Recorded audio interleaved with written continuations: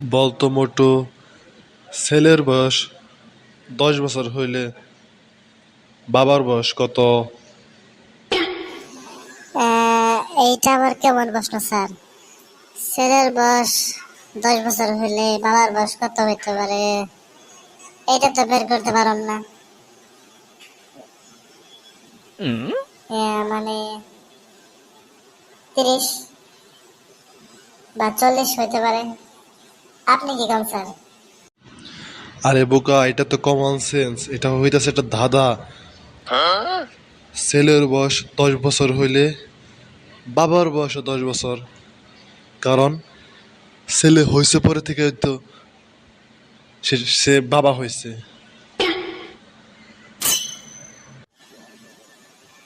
ও আচ্ছা স্যার, এখন বুঝতে পারছি। ছেলের বয়স 10 বছর হইলে বাবার বয়স 10 বছর।